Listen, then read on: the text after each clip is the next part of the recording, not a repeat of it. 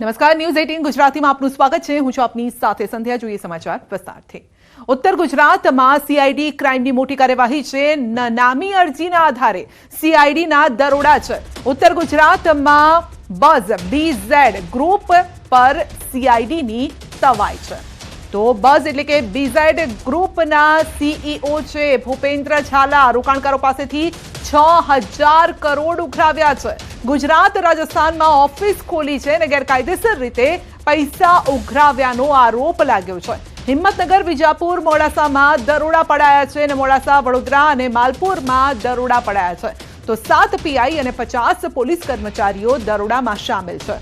બસ ગ્રુપની ઓફિસમાંથી મળી આવ્યા છે દસ્તાવેજ। તો નામી અરજી મળી હતી અને તેના આધારે દરોડા પાડવામાં આવ્યા છે। સીઆઈડીએ દરોડા પાડ્યા છે। તો બસ ગ્રુપના સીઈઓ છે ભૂપેન્દ્ર ઝાલા। તો અલગ અલગ જગ્યાએ તેઓએ ઓફિસ પણ ખોલી હતી। ગુજરાત અને રાજસ્થાનમાં તેઓ ઓફિસ ખોલી અને લોકોને ઠગવાનું કામ કરતા હતા। તો ઉત્તર ગુજરાતમાં સીઆઈડી ક્રાઇમની આ મોટી કાર્યવાહી છે। બીઝેડ ગ્રુપના સીઈઓ ભૂપેન્દ્ર ઝાલા છે। રોકાણકારો પાસેથી 6000 કરોડ તેઓએ ઉઘરાવ્યા છે। કેવી રીતે ઉઘરાવવામાં આવ્યા છે, કેવી રીતે લોકોને ઝાંસામાં તેઓ લેતા હતા, તમામ વિગતો પણ અમે આપને આપીશું।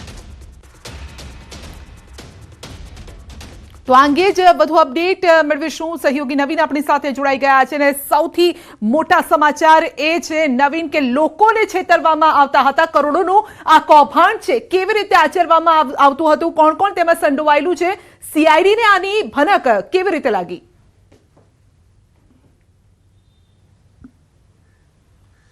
સંધ્યા, 6000 કરોડ રૂપિયા આજે ભૂપેન્દ્રસિંહ ઝાલા છે તેને ઉઘરાવી લીધા છે।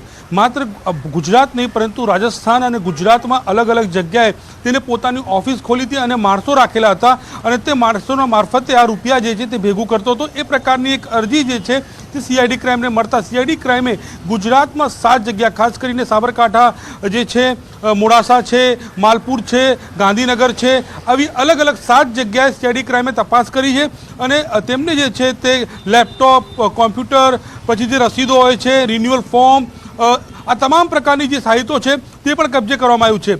ભૂપેન્દ્રસિંહ ઝાલા જે છે તે આનો સીઈઓ છે, જે બીઝેડ ગ્રુપ ઓર બીઝેડ ફાઇનાન્શિયલ સર્વિસ નામની આ કંપની ખોલીને અને રાજસ્થાન અને ગુજરાતના જે કીધું બોર્ડરના જે ભાગ છે ત્યાં પોતાની ઓફિસની અંદર પોતાના માણસો રાખેલા, એજન્ટો રાખેલા અને એ એજન્ટો થ્રુ આ જે છે પૈસા ભેગું કરતો હતો। સંધ્યા, જે તપાસમાં સામે આવી રહ્યું છે કે આરોપી જે છે તે એક મોડસ ઓપરેન્ડી એની હતી કે બેંક કરતાં વધુ વળતર આપવાની વાત કરતો હતો।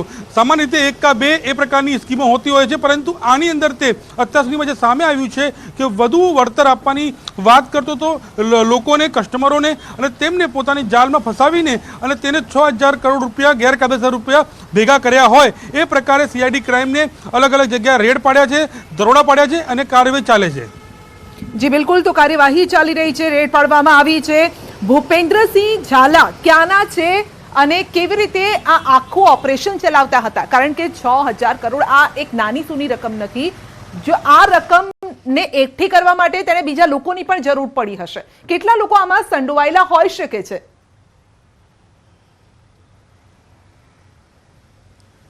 સંધ્યા, ભૂપેન્દ્રસિંહ ઝાલા મૂળ જે છે તે સાબરકાંઠાના જે ઝાલાનગર છે ત્યાંનો રહેવાસી છે અને તેણે જે છે પોતે એકલા નહીં પરંતુ પોતાના જે માણસો છે, મળતિયાઓ છે, એજન્ટો છે, એજન્ટો થ્રુ તેના જે માણસો મારફતે તેને રૂપિયા ભેગા કર્યા હોવાની વાત સામે આવી રહી છે। જોકે તે પોતે ઇલેક્શનમાં અપક્ષ રીતે ઊભો પણ થયો હોય એ પ્રકારના વિડીયો પણ સામે આવ્યા છે અને કહી શકાય કે પોતે જે છે લોકોને છેતરીને અને પોતું એક આલિશાન જિંદગી જીતો હોય એ પ્રકારના હાલ દ્રશ્યો ઉપરથી નજરે આવે છે।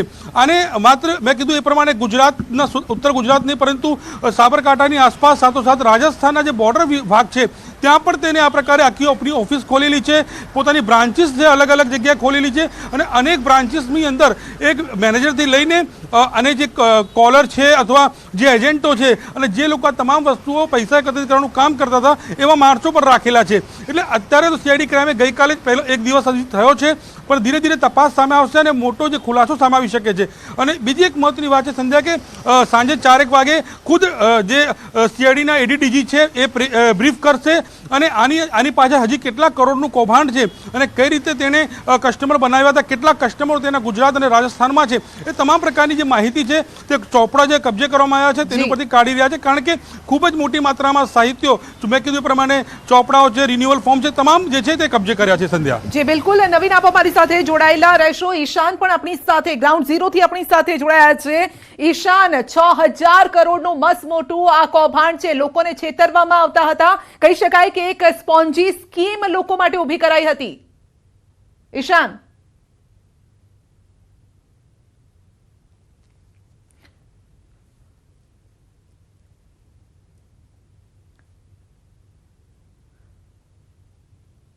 ઈશાન, મારો અવાજ પહોંચે છે આપના સુધી? કારણ કે 6000 કરોડનું આ સ્કેમ છે. ગુજરાતમાં 7 જગ્યાએ બીઝેડ ગ્રુપના દરોડા છે. બીઝેડ ગ્રુપ પર દરોડા પાડવામાં આવ્યા છે.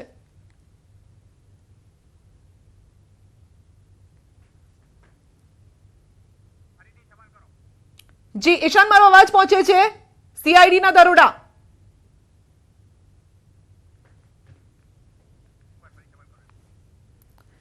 ઈશાન જી, સૌથી મોટો ઈશાન સવાલ એ છે કે 6000 કરોડનું આ સ્કેમ છે અને તેમાં ઉત્તર ગુજરાતનું નામ સામે આવી રહ્યું છે. ત્યાં સંકળાયેલો આ વ્યક્તિ હોઈ શકે છે, તેની સાથે ઘણા બધા વ્યક્તિ હોઈ શકે છે. પહેલા તો આ સ્કેમ વિશે જણાવો. સંધ્યા, વાત કરવામાં આવે તો સાબરકાંઠા જિલ્લામાં જે બીજેડ નામનું ગ્રુપ છે કે જે બીજેડના સીઈઓ કે બીજેડ એટલે ભૂપેન્દ્રસિંહ ઝાલા, તેમને જે આ એકના ડબલ કરવાની લોભામણી સ્કીમ આપી હતી ને તેના કારણે ધીરે ધીરે જે પૈસા છે જે લોકો જોઈથી લેવામાં આવ્યા હતા ને ધીરે ધીરે એકના ડબલ કરવાનું શરૂઆત કરી હતી. ખાસ કરીને જે શરૂઆત હિંમતનગર ખાતેથી, જે હિંમતનગર સાબરકાંઠા જિલ્લાનું એક નાનકડું ગામ છે, નાનકડા ગામના આ બીજેડ એટલે ભૂપેન્દ્રસિંહ રહેવાસી છે ને ત્યાંથી જ શરૂઆત કરવામાં આવી હતી. ધીરે ધીરે હિંમતનગરથી લઈને સાબરકાંઠા, અરવલ્લી અને અન્ય જિલ્લાઓ છે, અન્ય જિલ્લાઓમાં પણ આ જે સ્કીમો શરૂ કરવામાં આવી છે. ખાસ કરીને આ જે અત્યારે હાલ તો ધીરે ધીરે અમુક જગ્યાએ પોતાની ઓફિસો પણ ચાલુ કરી દેવામાં આવી છે. સાબરકાંઠા જિલ્લાની વાત સાબરકાંઠામાં 7 જેટલી ઓફિસો છે. આ ઉપરાંત અરવલ્લી જિલ્લામાં પણ છે, ગાંધીનગર, વડોદરા સહિતના જિલ્લામાં પણ ઓફિસો તૈનાત છે. તો આ ઉપરાંત બીજેડના નામે ટેલિવિઝન છે, ટેલિવિઝન અને એસી અને એ બધું બનાવવાનું પણ શરૂઆત કરી છે. આ બ્રાન્ડથી પણ એનું વેચાણ કરે છે. અને આ રીતે આ એકના ડબલ કરવાની લોભામણી જાહેરાતો આપીને જ જે આ નવનવી સ્કીમો બતાવવામાં આવી હતી તેના કારણે આ બીજેડ નામને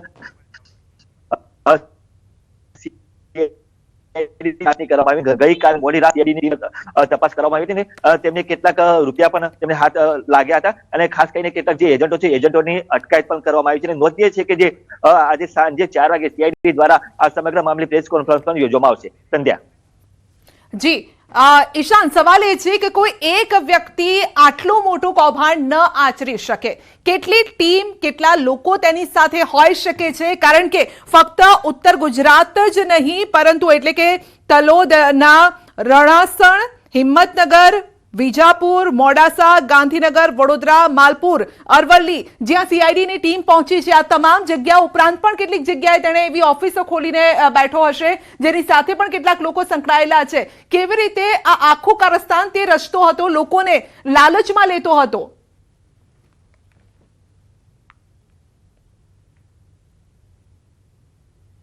સંધ્યા, ચોક્કસ કે ખાસ કરીને વાત કરવામાં આવે તો જે એજન્ટો છે એજન્ટો દ્વારા તે તમામ પ્રકારની માહિતી ત્યાં પહોંચાડવામાં આવતી હતી.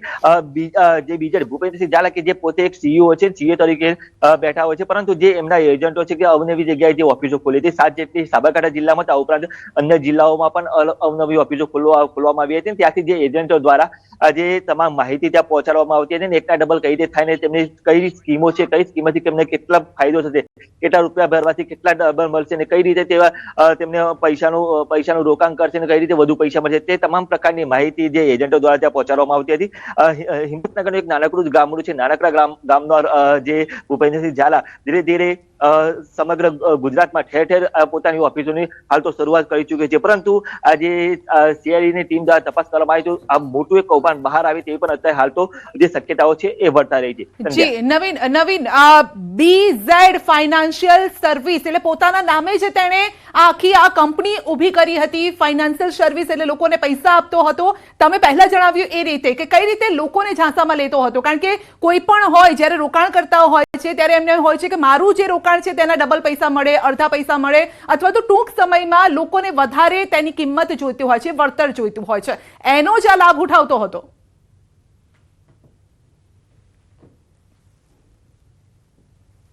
એને પોતાનું નામથી જ શરૂ કર્યું છે, BZ ગ્રુપ, એટલે કે ભૂપેન્દ્રસિંહ પરબતસિંહ ઝાલા. એટલે BZ, બી એનું નામ છે ને સરનેમથી એને પોતાની જે આખી એક કંપની ઊભી કરી છે. એને અલગ અલગ બે કંપનીઓ ઊભી કરી છે. એક BZ ગ્રુપ કરીને છે કે જે અન્ય કામો કરતી, મતલબ કામોમાં છે, અને એક બીજી BZ ફાઇનાન્શિયલ સર્વિસ, મતલબ કે આ જે રૂપિયા એકત્રિત કરવાની જે કૌભાંડ સામે આવી રહ્યું છે તેનું એક કંપની છે. એટલે આ અલગ અલગ કંપનીઓમાં અલગ અલગ રીતે તે ચલાવતો હતો.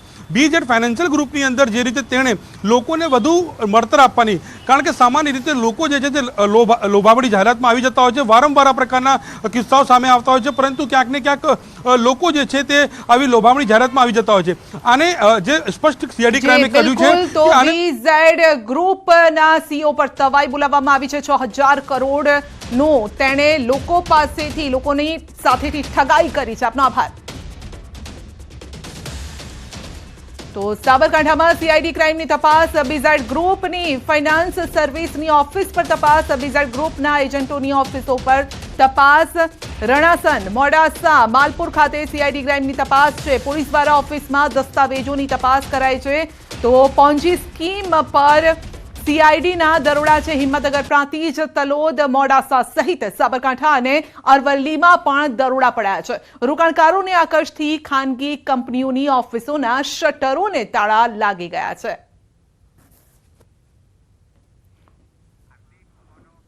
તો અંગે વધુ અપડેટ મેળવીશું સંવાદદાતા હાર્દિક પાસેથી. હાર્દિક, CIDની જે રીતે તવાઈ CIDએ બોલાવી છે તેને જોતા અરવલ્લીની ઓફિસમાં તાળા વાગ્યા.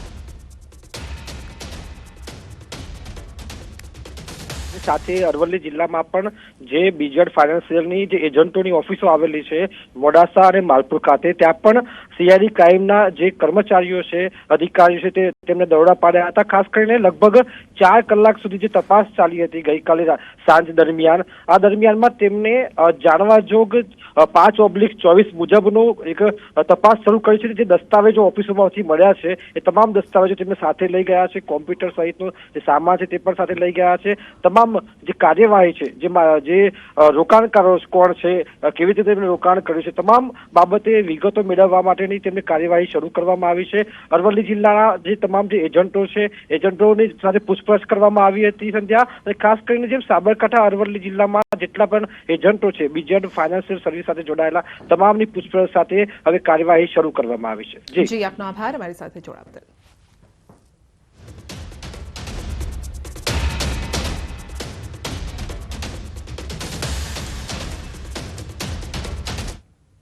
લોથલમાં રિસર્ચ માટે ગયેલી ટીમ સાથે મોટી દુર્ઘટના ઘટી છે. ભેખડ ધસી પડતા 2 મહિલા સરકારી જે અધિકારી હતા, મહિલા અધિકારી હતા, તે દટાયા છે. એક મહિલા અધિકારીનું મોત થયું છે, બીજાને બહાર કાઢવાની કામગીરી હાથ ધરાઈ છે. ફાયર બ્રિગેડ, પોલીસ અને 108ની ટીમ સ્થળ પર પહોંચી છે. રેસ્ક્યુની કામગીરી પણ હાથ ધરાઈ છે. લોથલમાં હડપ્પા સંસ્કૃતિના રિસર્ચ માટે ગઈ હતી ટીમ. દિલ્હી અને ગાંધીનગરના 4 અધિકારીઓની ટીમ ગઈ હતી લોથલ. માટીના સેમ્પલ લેવા માટે 15 ફૂટથી વધુ ઊંડા ખાડામાં તે ઉતર્યા હતા. 2 મહિલા અધિકારી અચાનક માટીની ભેખડ તેમના ઉપર ધસી પડી અને બંને મહિલા અધિકારી દટાઈ ગયા. મૃતક અધિકારી દિલ્હીના હોવાનું પ્રાથમિક અનુમાન છે.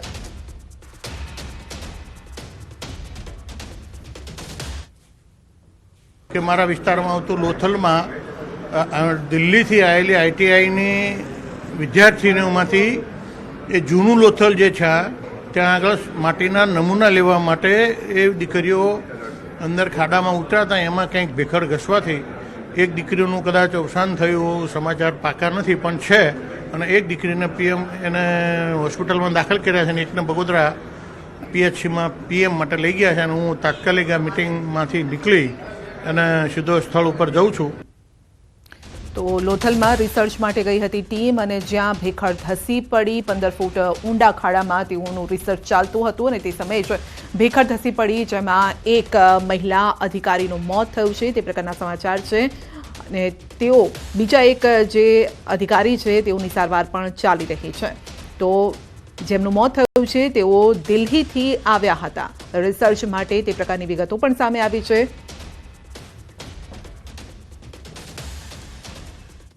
પાટીદાર સંસ્થાના અગ્રણીઓ વચ્ચે થયેલા ઝઘડા અંગે મોટા સમાચાર છે. ફરિયાદી અને સરદાર ધામના ઉપપ્રમુખ જયંતિ સરધારાએ આક્ષેપો અંગે ખુલાસો કર્યો છે. સીસીટીવીમાં ઉશ્કેરણી કરાતી હોવાના આક્ષેપ લગાયા છે. હથિયાર ન હોવાના અને ઈજાના નિશાનો અંગે જયંતિભાઈએ ખુલાસો કર્યો છે. તેમના મતે સીસીટીવી ખોટા ન હોઈ શકે.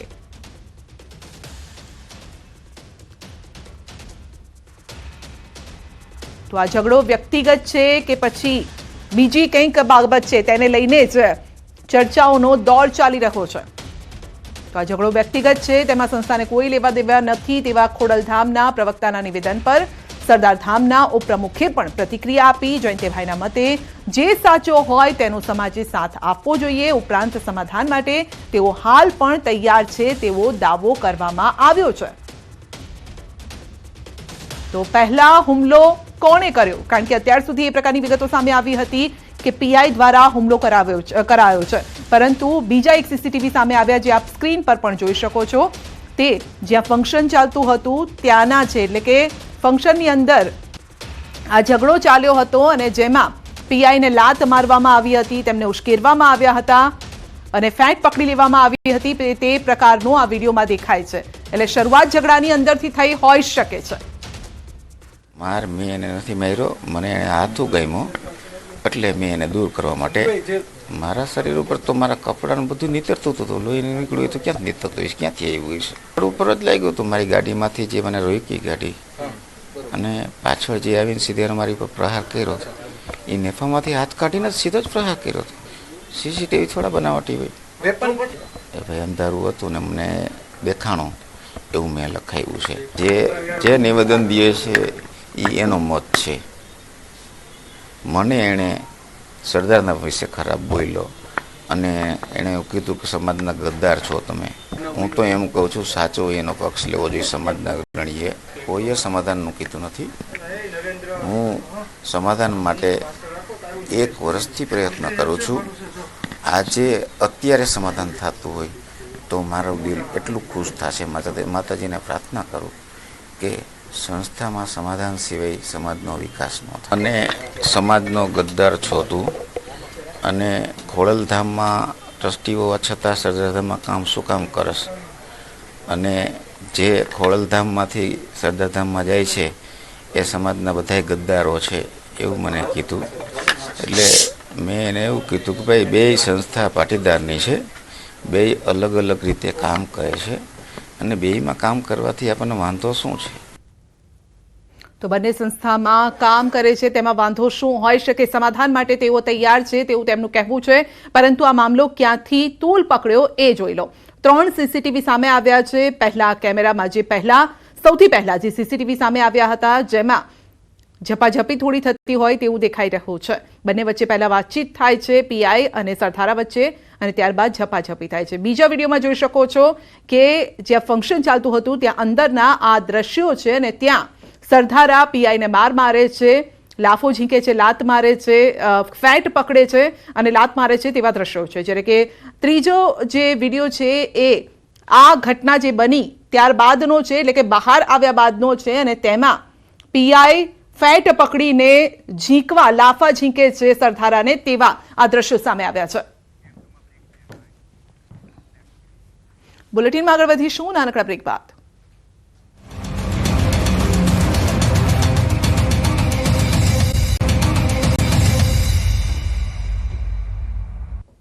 ગાંધીનગરમાં પ્રદેશ ભાજપ કાર્યાલય પર મળી બેઠક. પ્રદેશ અધ્યક્ષ CR પાટીલની અધ્યક્ષતામાં બેઠક.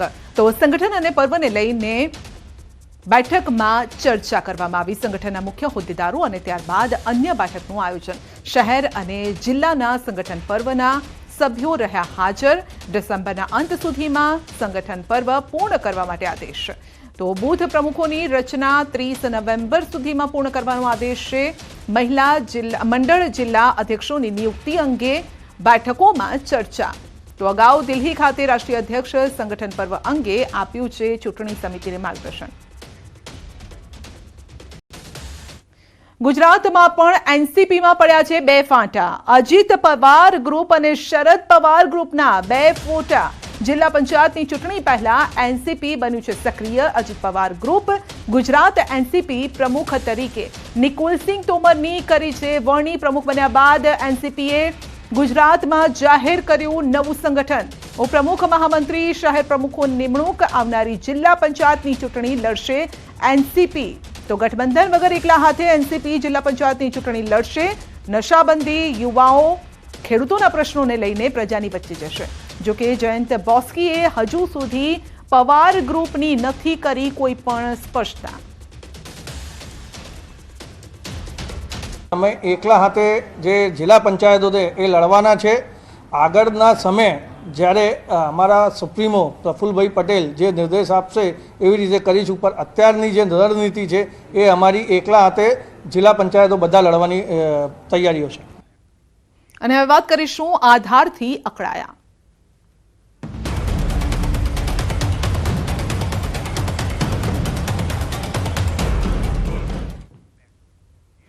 રાજકોટના આધાર કેન્દ્ર બહાર કેવાયસી માટે લોકો કતારોમાં લાગ્યા છે અને આધાર કેન્દ્ર બહાર લોકોના હાલ બેહાલ જોવા મળ્યા છે. લોકો પારાવાર મુશ્કેલીનો સામનો કરતા નજરે પડ્યા છે. રાજકોટ મહાનગરપાલિકાના સેન્ટ્રલ ઝોન કચેરી ખાતે આધાર કેન્દ્ર બહાર 500 જેટલા લોકો લાઇનમાં ઊભા જોવા મળ્યા અને ત્યારે ન્યૂઝ 18એ આ અરજદારોની વ્યથા સાંભળી. અરજદારો વહેલી સવારના 9 વાગ્યાથી જ લાઇનમાં ઊભા છે. લગભગ 3 કલાકથી પણ વધુ સમય સુધી લોકો લાઇનમાં ઊભા રહ્યા બાદ પણ વારો ન આવતો હોવાનું અરજદારોએ જણાવ્યું છે. કેટલાક અરજદારોએ 3 દિવસથી ધક્કા ખાધા છતાં કેવાયસી ન થયાનું જણાવ્યું છે. તો લોકોએ કહ્યું છે કે સરકારને અમે વિનંતી કરીએ છીએ કે તે કંઈ પણ યોગ્ય વ્યવસ્થા કરે જેથી કરીને લોકોની કેવાયસીની જે કામગીરી છે તે ઝડપથી પૂર્ણ થઈ શકે. રાજકોટના આધાર કેન્દ્ર પર જ લોકોના હાલ બેહાલ થયા છે. અહીંયા 25-50 નહીં પરંતુ 500 જેટલા લોકો છે તે લાઇનમાં ઊભા છે. માત્ર 1-2 કલાક નહીં પરંતુ વહેલી સવારે 7 વાગ્યાની ઠંડીમાં લોકો અહીંયા પહોંચ્યા છે. કલાકો સુધી જે છે તે અહીંયા લાઇનમાં ઊભા રહ્યા છે. ત્યારબાદ અહીંયા ખાસ કરીને જોવા મળે તો જે રીતના લોકો છે તે ભારે હેરાન થઈ રહ્યા છે. લાઈનો છે તે ખૂબ જ લાંબી છે. કેટલાક લોકો વહેલી સવારથી પણ આવ્યા છે. આપણે એમની સાથે વાત કરીશું. બેન, તમે ક્યારે આવ્યા હતા? અમે 9-9:30 વાગે. કેવી હેરાનગતિ થઈ છે? અત્યારે આમ બહુ ગરદી છે એટલે વારો ન થતો તો કેવી તકલીફ પડે ઊભા રહી? થાકી જાય ઊભા રહી. અન્ય વ્યક્તિ છે. તમે ભાઈ ક્યારથી આવો છો? ક્યાંથી? 9:45 થી આવી છે. રાજકોટના લાઈન જ છીએ અમે. તકલીફ તો ઘણી પડે છે ભાઈ. વ્યવસ્થા સારી હોવી જોઈએ. ટાઈમ થોડો કોઈ વહેલો કરી નાખવો જોઈએ. ટાઈમ થોડો વહેલો કરી નાખવો સાહેબ નો એટલે માણસો કામ થઈ જાય. અન્ય અરજદાર છે, આપણે એમની સાથે વાત કરીશું. તમે ક્યારથી આવો છો? ક્યાંથી આવો? જય હિન્દ, જય ભારત સાથે જણાવવાનું છે કે હું અહીંયા લગભગ 9 વાગ્યાથી ઊભો છું. મારે બીજી વાર આવવું પડ્યું. કાલે હતો હું પણ અહીંયા. અને આ છતાંય વ્યવસ્થા થોડીક સારી થાય એવી સરકારને માન્ય વિનંતી. અરજદાર બહુ હેરાન થાય છે કારણ કે 8 વાગે હું તો પોતે હેન્ડીકેપ છું. 8 વાગ્યાથી ઊભો છું પણ લાઈનમાં વારો આયલો આવે છે. બે દિવસથી આવું છું અહીંયા. ચોક્કસથી અહીંયા લાઈનો છે તે ખૂબ જ લાંબી છે. જે રીતના લોકો છે તે વહેલી સવારથી જ પહોંચી જતા હોય છે પરંતુ ક્યાંક ને ક્યાંક વારો નથી આવતો હોતો. લોકોને જે છે તે ભારે હાલાકીનો સામનો કરવો પડી રહ્યો છે. ભારે મુશ્કેલી વેઠવાનો વારો આવી રહ્યો છે. આમ છતાં પણ એક ધક્કે કામ નથી પડતું. અહીંયા જે કામ બતાવવા માટે 3 થી 4 ધક્કા થાય છે ત્યારે લોકોનું પણ કહેવું છે કે યોગ્ય વ્યવસ્થા હોય તે ખૂબ જ જરૂરી છે. હાર્દિક જોશી, ન્યૂઝ 18 ગુજરાતી, રાજકોટ. બુલેટિનમાં અત્યારે બસ આટલું જ. રજા આપશો. નમસ્કાર.